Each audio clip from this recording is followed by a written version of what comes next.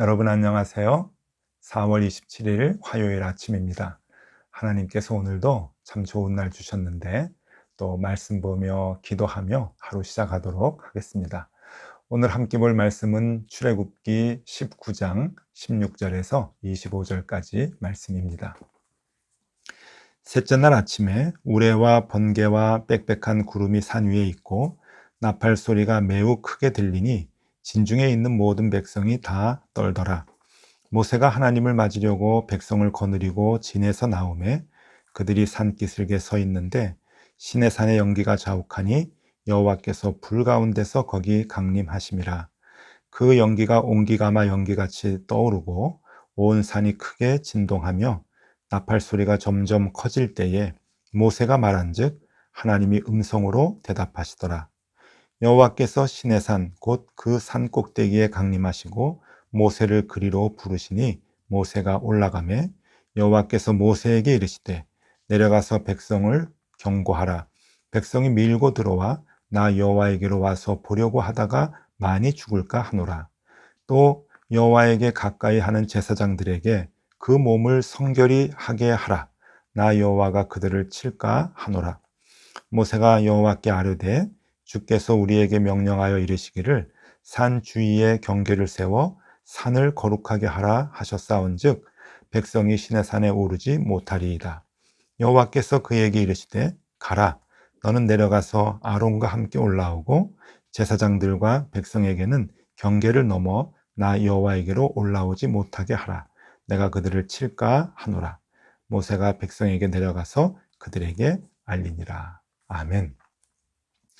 네, 여러분, 어제에 이어서 이제 같은 내용의 말씀, 그러나 조금 더 자세한 그러한 그 말씀을 이제 성경이 우리에게 보여주고 있습니다.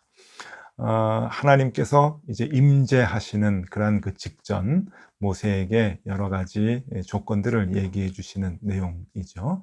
어제도 말씀드렸습니다만은 우리가 하나님의 임재를 느끼기 위해서 우리가 어떤 준비를 해야 하는가?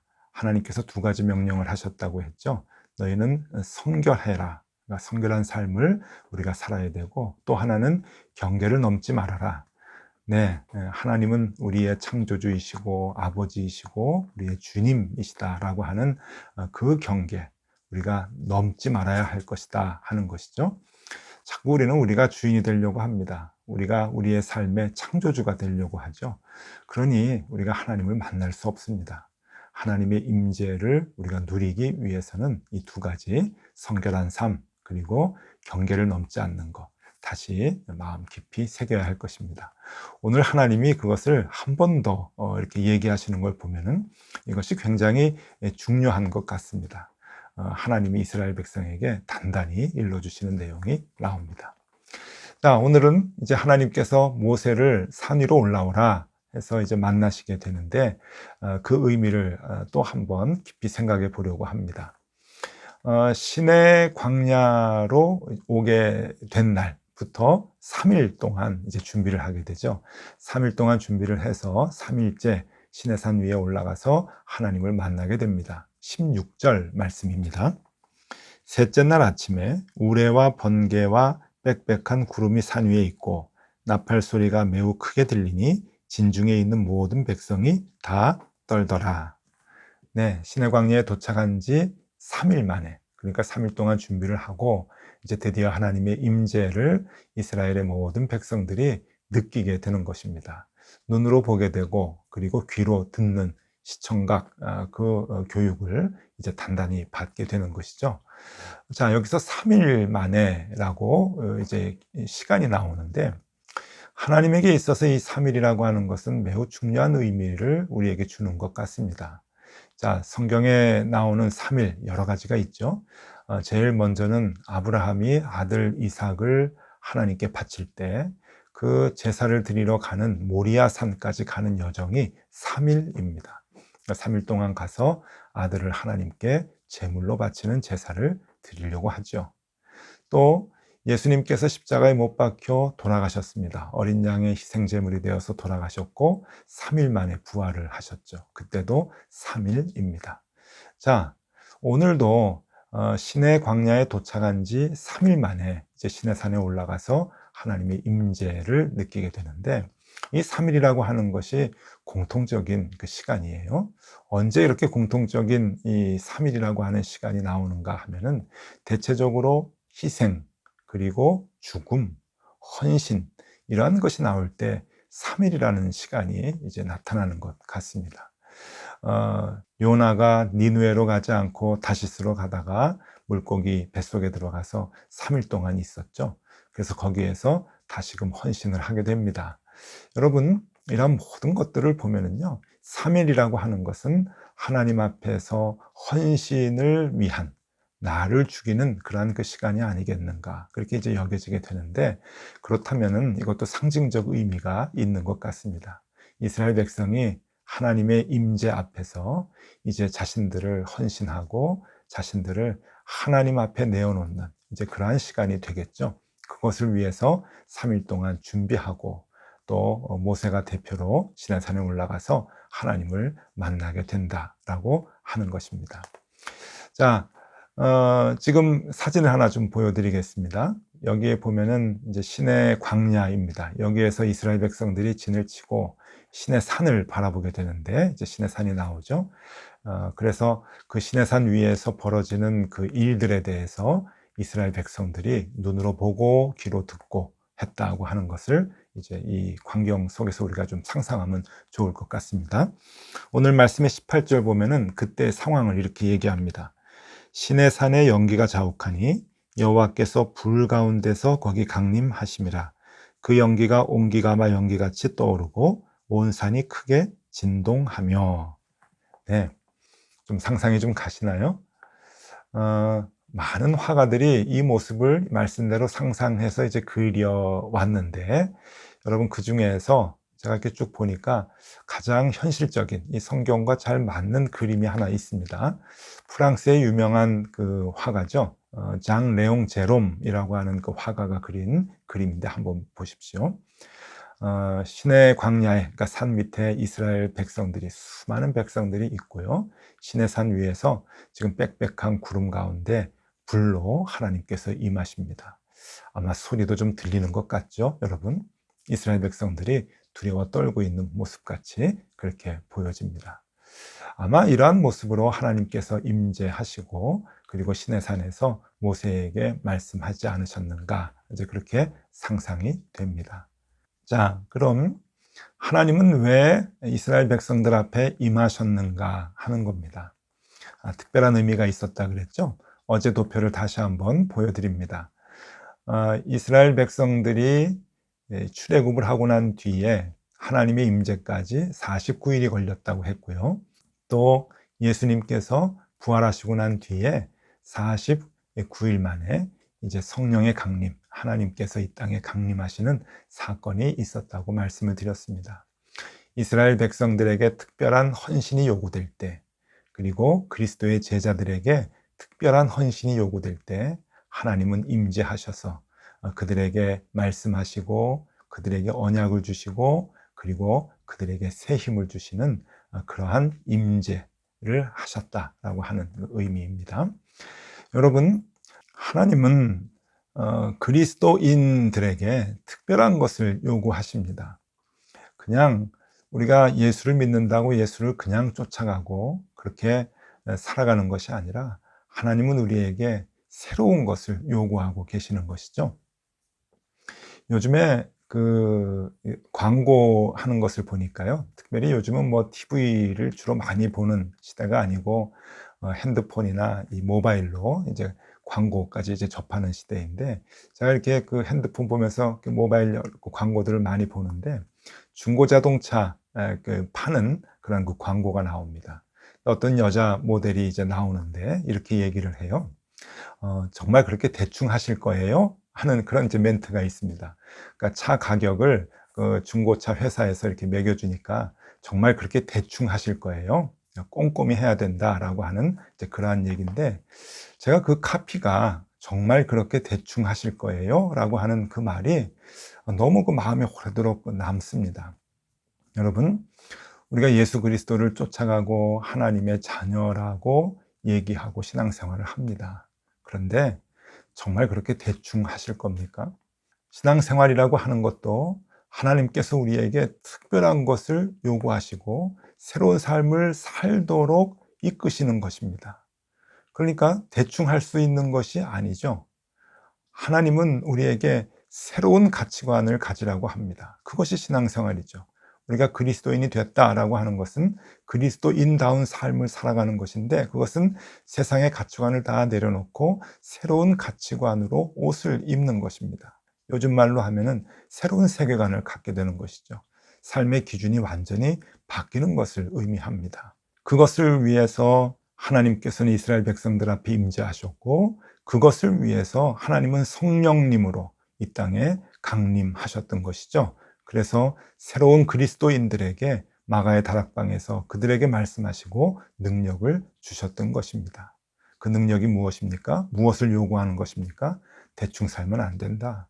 대충 살면 안 된다. 새로운 가치관을 가지고 살아야 한다라고 하는 것입니다. 사도행전 1장 8절, 우리가 잘 아는 말씀이죠. 오직 성령이 너희에게 임하시면 너희가 권능을 받고 예루살렘과 온 유대와 사마리아와 땅끝까지 이르러 내 증인이 되리라. 땅끝까지 이르러 내 증인이 되리라. 무슨 말입니까? 이게 바꿔 말하면 이런 뜻입니다. 대충 살지 말아라. 애굽의 가치관을 갖고 또 하나님의 가치관을 갖고 양쪽을 왔다 갔다 하면서 살지 말아라. 또 애굽의 가치관을 동경하면서 살지 말아라 라고 하는 것을 얘기하고 계시는 것이죠. 대충 사는 것이 아니다. 하나님을 따라가는 것은, 그래서 광야의 길을 가는 것은 새로운 세계관과 새로운 가치관을 가지고 살아가는 것이다. 예수 그리스도를 따라가는 그리스도의 제자들은 세상의 가치관이 아닌 새로운 세계관을 가지고 기준을 가지고 살아가는 것이다 라고 하는 것을 하나님께서는 우리에게 임재하셔서 명령하고 계시는 것입니다. 목회를 하다 보니까 많은 분들이 그러세요. 목사님들에 대한, 전도사님들에 대한 그 기준들이 굉장히 높습니다. 목사는 이러면 안 되고, 목사는 이렇게 살아가야 되고, 목사는 또 이럴 땐 이렇게 행동해야 되고, 그 목사님이 보는 기준들이 굉장히 높죠. 그래서 그게 조금 잘못되면은 목사답지 않다고 얘기하고, 또 목사님이 왜 그러느냐고 얘기하고, 목사님은 왜 자꾸 이렇게 세상적인 관심을 갖게 되느냐, 그렇게 이제 얘기합니다. 어떤 분들은 또 구체적으로 얘기를 해요. 목사님들은 부동산에 관심 가지면 안 된다. 목사님들은 또 주식에 관심을 가지면 안 된다. 뭐 이런 얘기들을 많이들 합니다. 목사들은 투자하면 안 되죠. 그런데 여러분, 목사만 그럴까요? 목사만 그렇게 살면 안 됩니까? 아닙니다. 그리스도인들도 다 똑같아야 됩니다. 목사만 구별된 삶을 살아가는 것이 아니고 우리 모두 다 그리스도의 제자이고 하나님의 자녀다라고 한다면 같은 가치관을 가지고 살아가야 되는 것이죠. 목사들만, 교역자들만 그렇게 살아가는 것이 아닙니다. 우리는 자꾸만 거기 착각을 하는데, 여러분, 이스라엘 백성들은 모세와 함께 광야의 길을 갔습니다. 하나님의 인도하심을 받아 간 것이죠. 모세도 이스라엘 백성 중에 한 명입니다. 우리는 모두 광야를 가는 똑같은 하나님의 백성이요, 하나님의 자녀들이지요. 모세만 새로운 가치관을 갖고 가는 것이 아닙니다. 거기에 참여한 애굽을 나온 모든 이스라엘 백성들이 새로운 계명을 가지고 새로운 삶을 살아가야 되는 것, 그것이 하나님께서 원하시는 것이기 때문에 오늘 그리스도의 제자라고 하는 우리 모두는 새로운 가치관을 가지고 함께 살아가야 되는 것이죠. 세상 사람들의 관심과 세상 사람들이 생각하고 있는 그 많은 살아가는 방법들, 그런 것들에서 벗어나서 하나님께서 우리를 인도해 주십니다. 하나님이 우리를 먹여주십니다 라고 하는 그 믿음을 가지고 주님 붙들고 살아가는 것이 새로운 그리스도인들의 삶이 되어야 한다고 하는 것입니다. 네, 우리가 새로운 기준을 가지고 살아간다고 하는 것, 성경은 그것을 거듭난다 라고 그렇게 표현을 하고 있는 것이죠.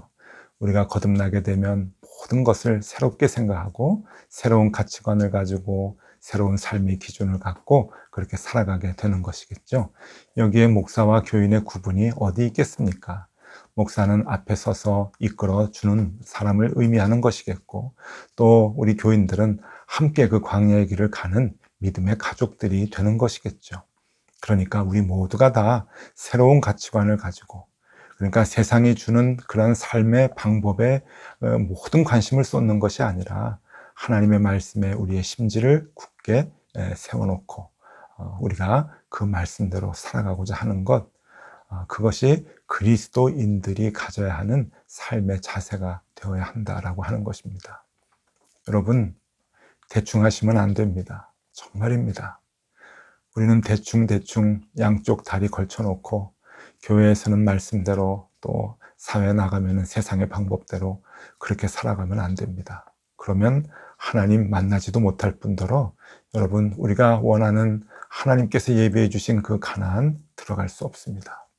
여러분, 우리는 하나님의 인도하심을 받아 하나님께 우리의 삶을 맡긴 그리스도인들입니다. 그리스도인의 삶을 산다고 하면은 대충 살면 안 됩니다. 그냥 세상 사람들의 방법에 우리의 모든 에너지를 다 쏟고 살면 안 됩니다. 하나님의 말씀대로 힘들고 어려워도 불이익을 당해도 싸워 나가야 합니다. 지켜 나가야 합니다. 그 방법을 오히려 세상 사람들에게 보여줘야 할 것입니다. 여러분, 오늘은 요거 한 가지 기억하시면 좋을 것 같습니다. 조금 부담이 되는데요. 오늘도 여러분, 세상과 타협하지 아니하고 하나님의 말씀대로 살아가기를 원합니다. 그 마음을 가졌으면 좋겠습니다. 주님, 대충 살지 않겠습니다. 이왕 주님 쫓아가는 그리스도인의 삶을 사는 것, 하나님의 말씀대로 말씀의 증인돼서 살아가도록 하겠습니다. 그 다짐을 하면서 오늘도 사는 하루가 되면 좋겠습니다. 여러분, 주님께서 오늘도 함께해 주실 것입니다. 기도하겠습니다. 하나님, 문득 애굽이 자꾸 생각납니다. 애굽의 삶으로 살면 참 풍요로울 것 같습니다. 오늘 우리에게도 오는 그 유혹을 우리가 물리치게 하여 주시고, 오늘 우리가 신의 산에 임재하신 하나님을 보게 하시고 듣게 하여 주시옵소서. 또 힘을 얻어 광야의 길을 힘차게 나아가는 우리들 되게 하여 주시옵소서. 예수 그리스도 이름으로 기도드리옵나이다. 아멘. 네, 함께 기도하시겠습니다.